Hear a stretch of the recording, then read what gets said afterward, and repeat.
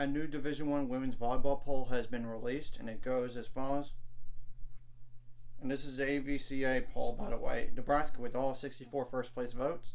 Wisconsin, Texas, Stanford, Louisville, Oregon, Pitt, Georgia Tech, Washington State, Tennessee, Arkansas, BYU, Kentucky, Kansas, Creighton, Purdue, Arizona State, Dayton, Penn State, Baylor, Florida, Houston, Western Kentucky, Auburn, and USC as the University of Southern California, which they defeated a top 15 Arizona State team. In fact, swept them 3-0 yesterday, believe it or not. Obviously, Marquette had to be out of the top 25 because they lost to Creighton.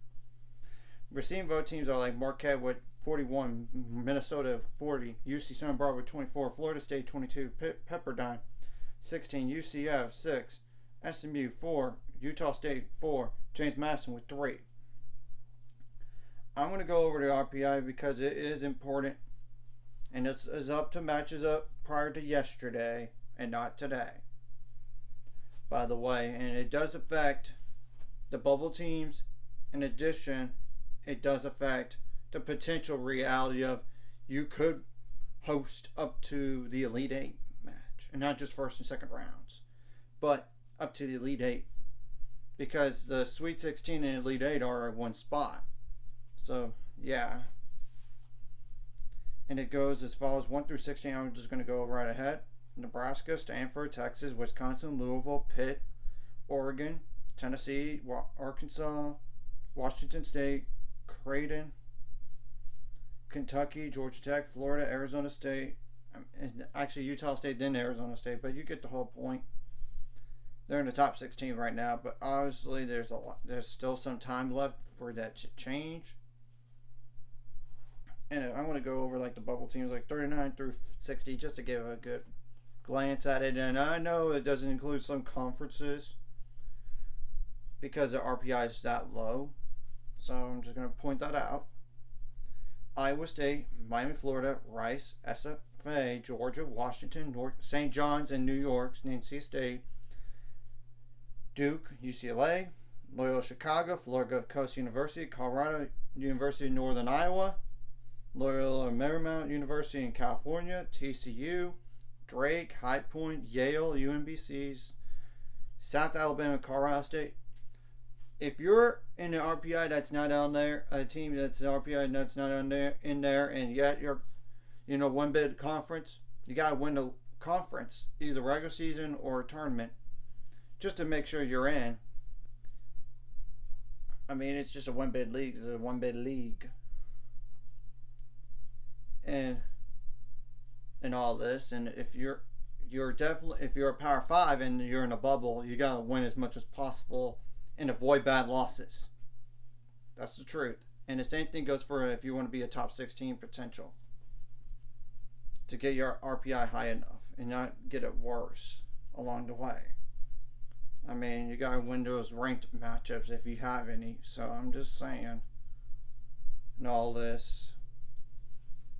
And if you're like a Power 5 for sure, and there's a conference tournament for some of those few conferences out there that do have it, you gotta hope it's just that one team getting in. That's it. Like at Western Kentucky, for example, or definitely not Creighton and Marquette in the Big East. It can't be. If it's one of those two teams, that's okay for the Big East. But if it's not, because when you look at the RPI, the closest one in the Big East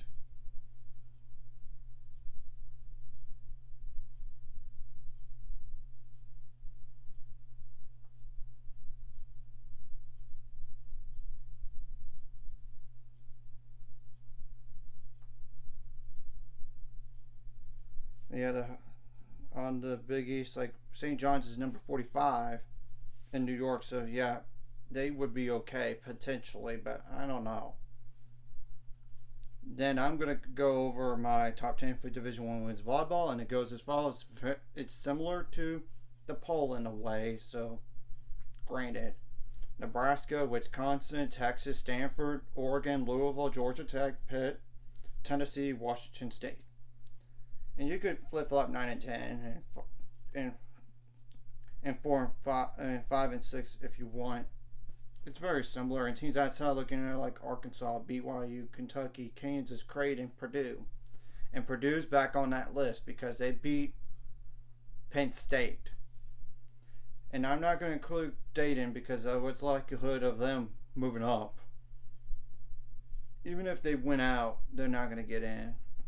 And maybe they are a top 16 seed, but they do need help for that. And Arizona State, I'm not going to include either on that list because what's the likelihood they're going to move up? I mean, from here. What are some top 25 games between now and next poll? Number 13, Kentucky at number 24, Auburn. Number 6, Oregon at number 4, Stanford.